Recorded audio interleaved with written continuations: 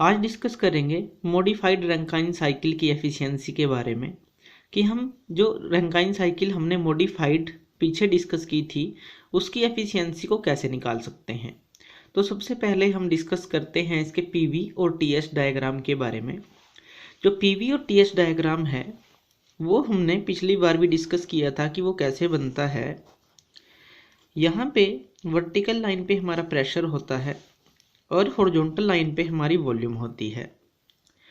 जो modified Rankine cycle है उसके अंदर हमारे पास 1 से 2 जो प्रोसेस है वो बॉयलर के अंदर स्टीम बनने की प्रोसेस है, आइसोथर्मल प्रोसेस है और आइसोबारिक प्रोसेस है। कांस्टेंट प्रेशर पे ये प्रोसेस होती है और कांस्टेंट टेम्परेचर पे ये प्रोसेस होती है बॉयलर के अंदर।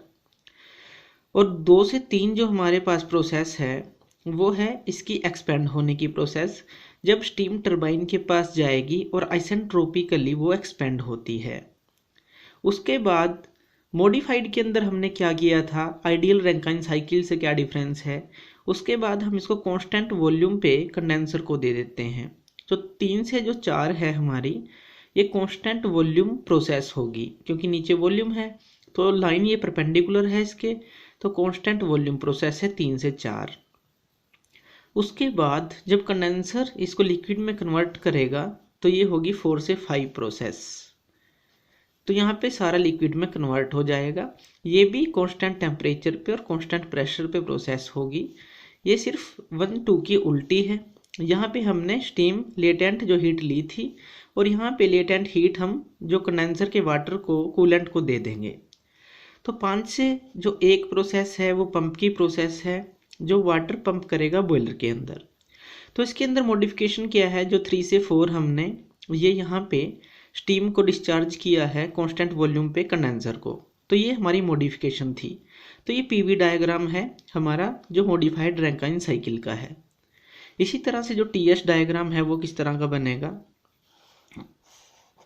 टीएस डायग्राम यहाँ पे टेम्परेचर है वर्टिकल लाइन पे, यहाँ पे एंट्रोपी है और हमारे पास इस तरह की 2 लाइनें हैं। जो वाटर का ग्राफ होता है ये उसकी लाइनें हैं और जो हमारा टीएस डायग्राम बनेगा वो ऐसा है 1 से 2।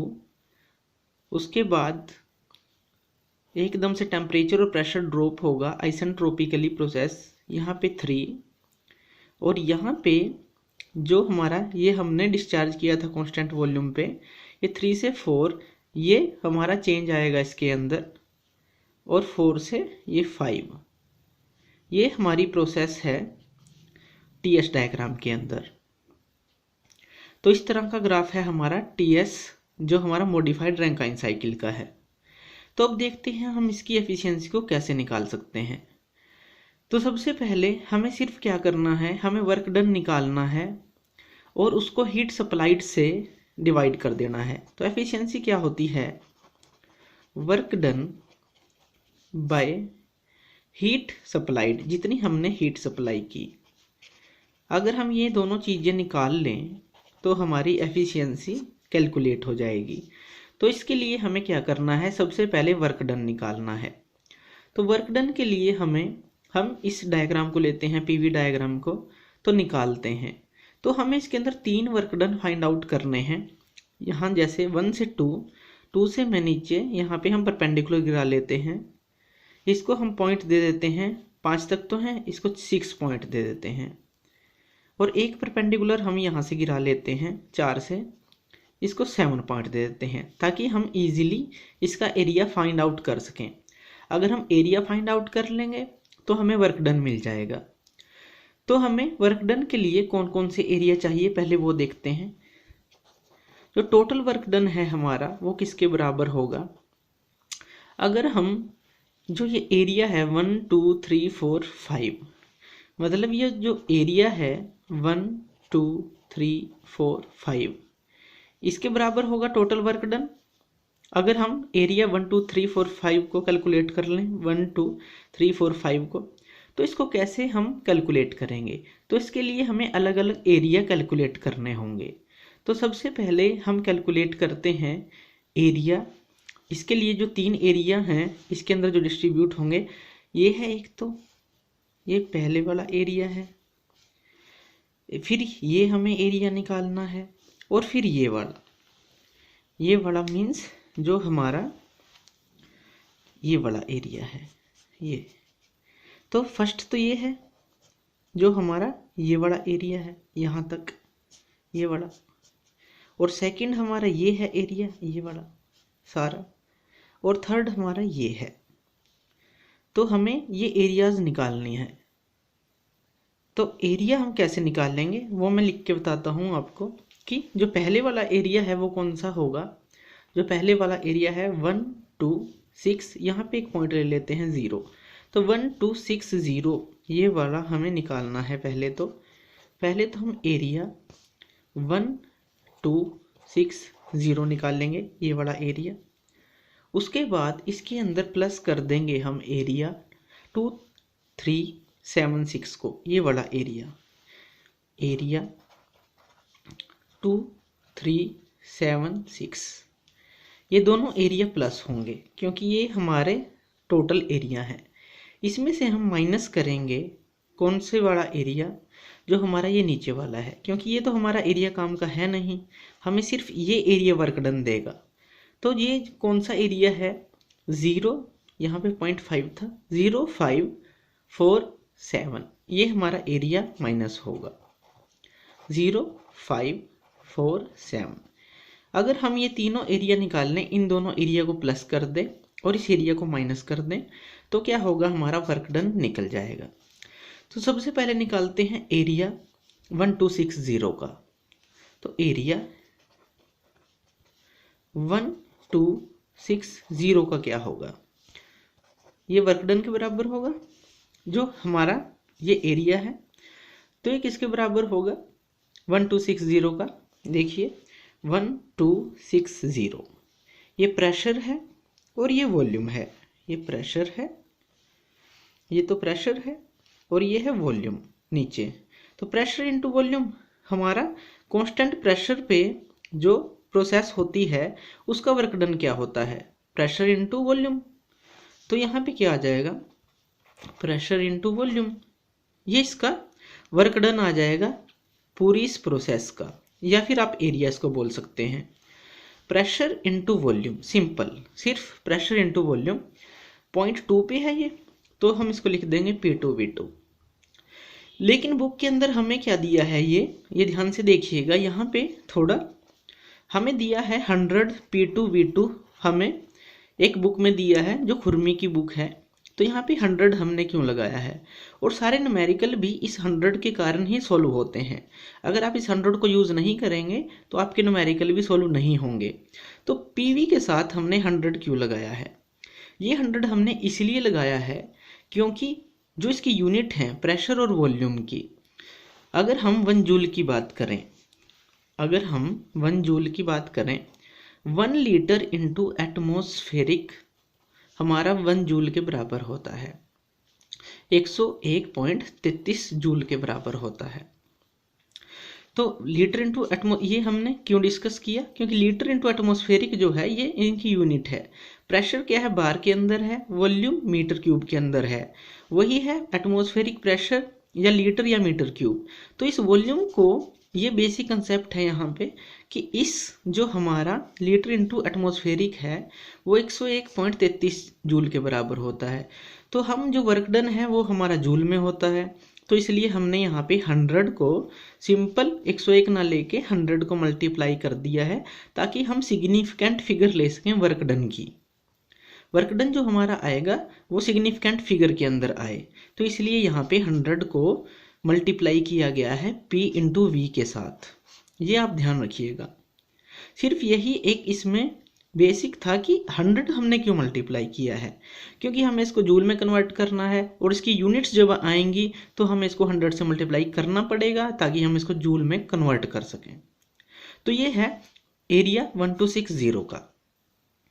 उसके बाद हम एरिया लेंगे, जो हमारा दूसरा एरिया है वो कितना है 2376, ये वाला 2376।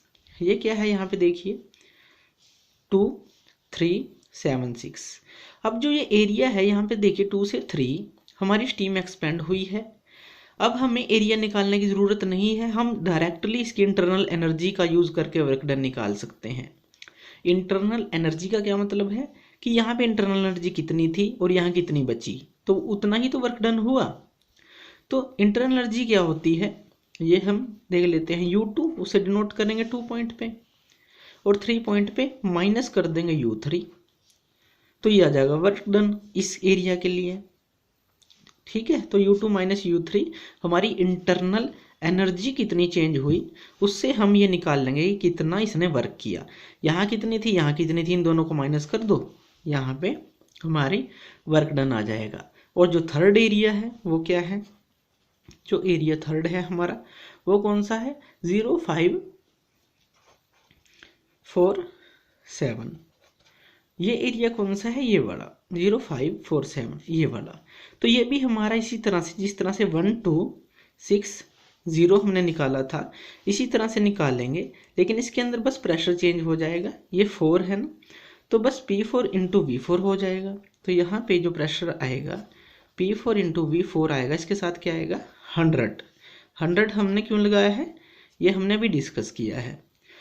तो ये तीनों एरिया हमारे पास आ चुके हैं। अब इन तीनों एरिया के बाद क्या होगा, इन तीनों एरिया को हम ऐड करेंगे और सब्ट्रैक्ट करेंगे, वर्क डन आ जाएगा। तो हमारा वर्क डन जब आप इसको पुट करेंगे तो देखते हैं वो कैसे होगा। हम तीनों एरिया को पुट करते हैं तो वर्क डन क्या आएगा, वर्क डन क्या आ जाएगा, इक्वल टू, मैं डायरेक्टली वैल्यू पुट करता हूँ 100 P2 V2 था हमारा, प्लस जो हमने दूसरा एरिया इसके अंदर ऐड करना था वो कौन सा था, उसकी इंटरनल एनर्जी हमने निकाली थी U2 माइनस U3, और माइनस हमने क्या करना था इसमें से जो हमारा एरिया था जो बचा हुआ वो कितना आया था 100 P4 V4, ये आ जाएगी इक्वेशन। उसके बाद हमें क्या करना है, 100 P2 V2 तो वैसे ही रहेगा, प्लस U को हम चेंज कर लेंगे। अब यहाँ पे देखिए हम एक टर्म यूज़ करेंगे, H किसके बराबर होता है, एंथैल्पी U प्लस PV के बराबर, ये हम जानते हैं। एंथैल्पी हमारी U प्लस PV के बराबर होती है। अब U क्या आ जाएगा यहाँ से, U ये आ जाएगा H माइनस PV, तो ये U की जगह हम पुट कर देंगे। अगर U2 है तो हमारा क्या आ जाएगा, H2 माइनस, यहाँ पे H2 माइनस 100 P2 V2, ठीक है, और माइनस U3 की जगह क्या आ जाएगा हमारा H3 माइनस, इसको हम अलग कर लेते हैं, H3 माइनस 100, जो हमारा U3 था P3 V3 आ जाएगा PV की जगह, तो ये आ जाएगा। ठीक है, और माइनस में हमारा है ही ये 100 P4 V4। अब जब आप इसको सॉल्व करेंगे तो इसमें से कुछ चीज़ें तो कट आउट हो जाएंगी, जैसे ये, ठीक है, और जो हमारा V4 है वो हमारा V3 के बराबर होता है। ये कैसे है ये हम डायग्राम से देखते हैं। यहाँ पे डायग्राम पे देखिए ये कांस्टेंट वॉल्यूम प्रोसेस है 3 से 4, तो V3 किसके बराबर है, V4 के बराबर है।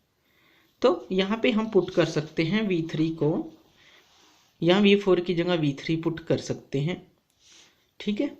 तो यहाँ पे क्या आ जाएगा जब हम इसको सॉल्व करेंगे, यहाँ पे हमारे पास बचेगा H2, जो ये बचा है, माइनस माइनस क्या बचेगा, जो हमारा ये H3 है, H3 प्लस क्या आ जाएगा 100 हम कॉमन ले लेंगे, P3 माइनस P4 V3 आ जाएगा। 100 हमने कॉमन ले लिया और V3 V4 के बराबर है, तो V3 हमने बाहर ले लिया ये भी, तो क्या बचा P3 और P4, तो ये हमारी टर्म आ गई। ये क्या है हमारा टोटल वर्क डन, ये है वर्क डन टोटल जितना हुआ। अब हमें इसको हीट सप्लाई से डिवाइड करना है तो हमारी एफिशिएंसी आ जाएगी। हीट सप्लाई क्या है, हीट सप्लाई भी हम डायग्राम से डायरेक्टली निकाल सकते हैं, जो हमने पीछे भी निकाली थी। इससे जो हमारी ये है, यहाँ पे H2 है हीट टोटल, क्योंकि यहाँ पे टोटल ड्राई स्टीम है तो H2 लिखेंगे, और इसमें से हम क्या माइनस करते हैं, जो हम पहले भी करते हैं, इस पॉइंट को माइनस करते हैं, क्योंकि जो ये पंप का पॉइंट है यहाँ पे हमारी होती है HF5, 5 पॉइंट है तो सेंसिबल हीट HF5, तो H2 माइनस HF5 हमारी आ जाएगी heat supply. H2 minus HF5 आ गई हमारी हीट सप्लाई। अब HF5 है जो वो हमारा बराबर है HF4 के। ये डायग्राम में है हमारा, क्योंकि प्रेशर कांस्टेंट है और टेम्परेचर भी कांस्टेंट है। HF5 हमारा किसके बराबर है, 4 के, तो HF5 को हम HF4 लिख सकते हैं। तो इसको हम लिख देंगे H2 माइनस HF4। तो ये आ गई हमारी हीट सप्लाई। तो वर्क एफिशिएंसी क्या आ गई, work done by heat supply. Work done हमारा ये है वर्क डन, आप यहाँ पे सेम टू सेम पुट कर देंगे। और हीट सप्लाई हमारी ये है, तो हीट सप्लाई ये आ जाएगी और वर्क डन हमारा ये आ जाएगा। ठीक है, तो ये है हमारी efficiency of modified Rankine cycle. Thank you video देखने के लिए, और ज़्यादा अपडेटेड वीडियोस के लिए आप मेरे चैनल लर्न एंड ग्रो पे मुझे सब्सक्राइब कर सकते हैं। Thank you.